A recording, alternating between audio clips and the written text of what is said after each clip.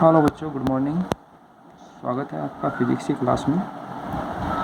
और आप देख रहे हैं आज का हमारा टॉपिक है स्थिर वैद्युत स्थितिज ऊर्जा।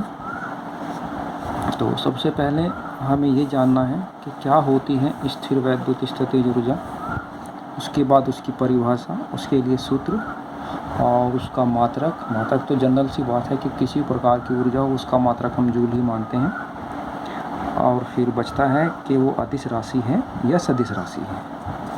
तो सबसे पहले मैं आपको इसके बारे में बताने जा रहा हूँ।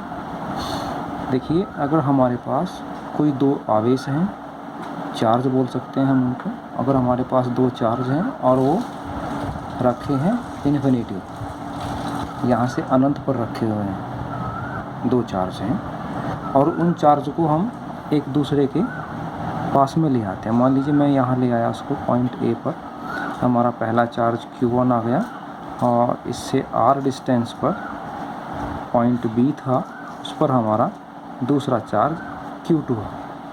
तो हमने अपने चार्ज Q1 और Q2 को हम लोग इन्फिनिटी से एक दूसरे के पास ले आए एट का डिस्टेंस R, और हमने ये यहाँ एक अरेंजमेंट की, यहाँ पे हमने एक अरेंजमेंट को बना दिया है।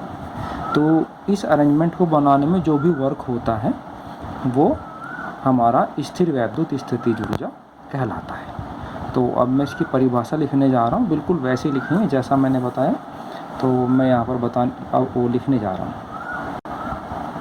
हाँ तो बच्चों देखिए, अभी हमने यहाँ पे लिखा है कि हिंदी में पढ़ रहा हूँ, किन्हीं दो आवेशों को अनंत से एक दूसरे के समीप लाकर एक समायोजन की रचना करने में कर्त कार्य स्थिर वैद्युत स्थितिज ऊर्जा कहलाता है। मतलब हमने जो पढ़ा था उसको एज इट इज हमने लिख दिया है। ऐसे ही हमने अपने इंग्लिश लैंग्वेज में लिखा है, the work done to carry two charges from infinite near to each other and make an arrangement is called electrostatic potential energy. तो उसके बाद हमने यहाँ पे हम लोग सपोज करते हैं, सपोज हमारा जो चार्ज है Q2 ये इन्फिनिटी पर रखा हुआ है, तो हम चार्ज Q1 के कारण पॉइंट B पर, due to the charge Q1 हमारा पॉइंट B पर जो हमारा इलेक्ट्रिक पोटेंशियल आएगा वो हमने निकाला, V = 1/4πε0 इंटू Q1/R। ये इस प्रकार से आप लोग यहाँ पे पढ़ चुके हैं। तो अब हम लोग यहाँ पे लिखेंगे the work done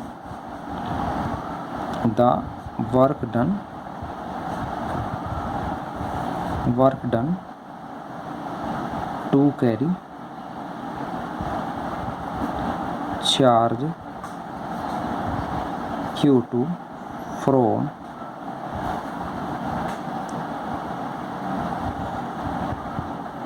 infinity to point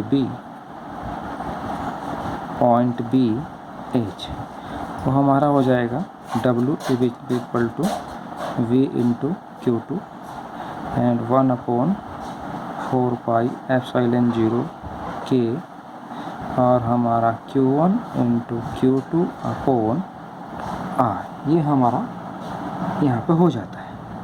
equation number हमारा सेकंड आ गया। अब हम लोग यहाँ पर लिखेंगे इसको यहाँ पर हम लोग लिख सकते हैं कि अकॉर्डिंग टू डेफिनेशन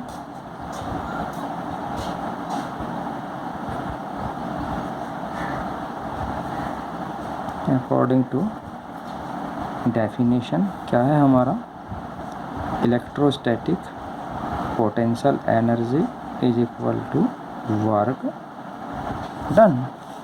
तो हमारा जो इलेक्ट्रोस्टैटिक पोटेंशियल एनर्जी U बराबर यहाँ W हो गया, और इसको हम ज़्यादा अच्छे से लिखना चाहें तो हमारा U बराबर 1/4πε0 K into Q1 Q2/R।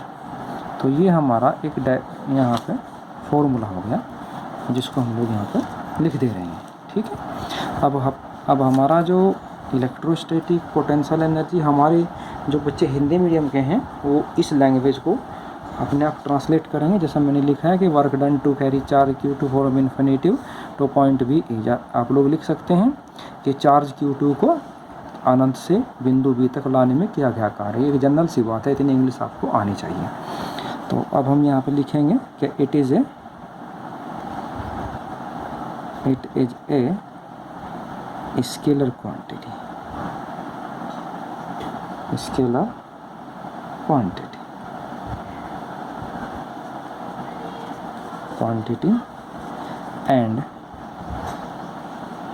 and unit is joule।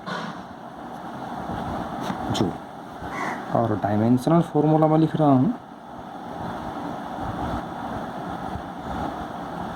Dimension formula is equal to, is equal to नहीं बोल सकते हम लोग, इज हमारा ml² T⁻²। ये हमारा कहाँ से आता है? जो हमारा वर्क का होता है और हमारा एनर्जी का होता है। क्योंकि ये भी अपने आप में एक एनर्जी है, तो इसका फॉर्मूला हमारा यही हो गया। तो इसी के साथ हमारा ये टॉपिक समाप्त होता है। और सब बच्चे ध्यान रखें, अपनी क्लास समय से करें और चैनल को सब्सक्राइब करें, ताकि जब भी कोई नई वीडियो अपलोड हो तो उसका नोटिफिकेशंस आपके पास पहुंच जाए। धन्यवाद।